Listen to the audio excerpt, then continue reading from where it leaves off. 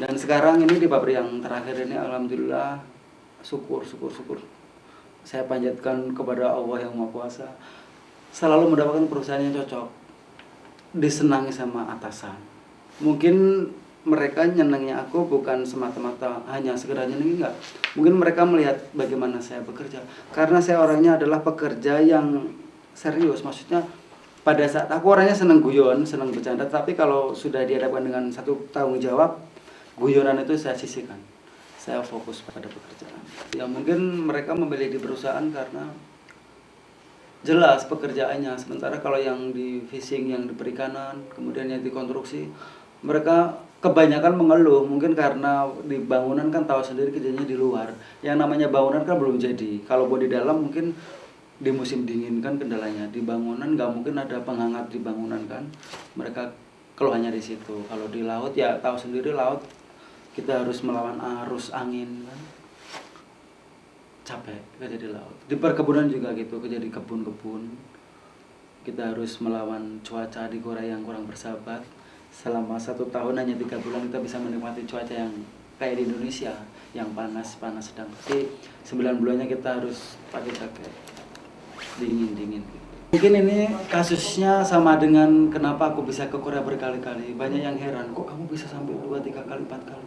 Itulah nggak tahu jawab. Itu mungkin jawaban atas doa-doa aku selama ini ya. Mungkin ini jawaban dari perbuatan ya. Aku selama ini orangnya positif terus.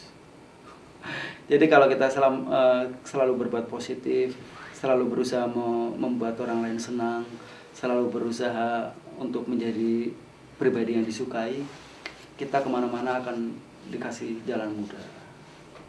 Alhamdulillah ya itu tadi, dapat perusahaan yang cocok, lingkungan yang cocok, dengan gaji yang cocok, tapi entah uangnya kemana juga nggak tahu.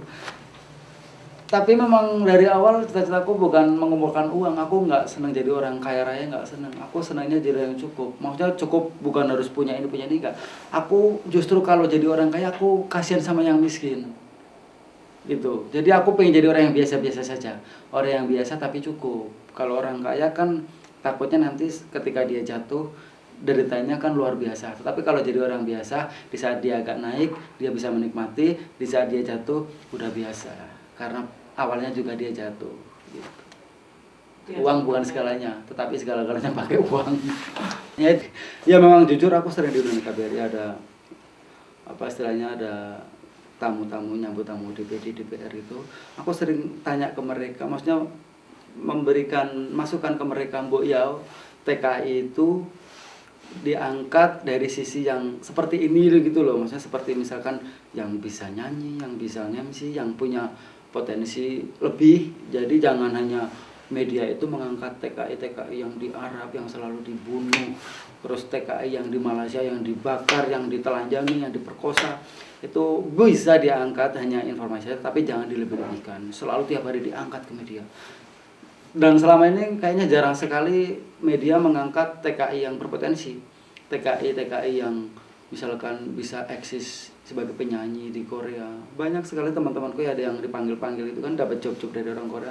Itu saya pengen sekali diangkat. Nah, mungkin ini tugasku adalah nanti setelah saya pulang ke Indonesia, saya harus bisa melobi ke pihak-pihak yang terkait bagaimana supaya media Indonesia itu mengangkat TKI. Kalau perlu bikin program di televisi, ini tayangan 1 jam durasi atau 2 jam yang mengupas tentang tentang kegiatan TKI di luar negeri gitu. Jadi kalau mungkin dari awal tadi saya bilang saya kok nge-MC, saya nyanyi, mungkin orang penasaran seperti apa sih. Banyak video saya di YouTube, kalau nggak percaya dibuka di YouTube. Judul lagu apa aja, dangdut ada, lagu Korea ada, lagu pop ada, lagu campur sari ada. Karena saya memang bedanya di situ. Jadi setiap ada event saya selalu, kalau nggak nge-MC ya nyanyi. Nah di sini saya mau ngasih sama pemirsa dimanapun, saya buktikan bahwa saya juga bisa nyanyi lagu Korea walaupun nggak bagus amat, tetapi mungkin inilah bukti bahwa saya bisa nyanyi lagu Korea. Ini ya, ini lagu pop ya. Kalau lagu yang terut nanti mencak-mencak, karena terut itu dangdut nanti terlalu ramai. Ini yang pop aja, yang lagu Kamanang Gyeongmu atau ya Kamanang Gyeongmu. refnya ya.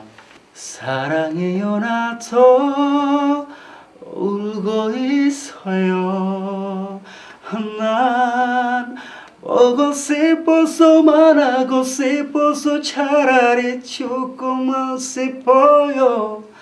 미안해요 잘해 주지 못하나 지만 이별까지도 사랑할 거예요. 행복한 사람이 되어 주세요. 제발요. Nah itu cuplikan lagu favoritku.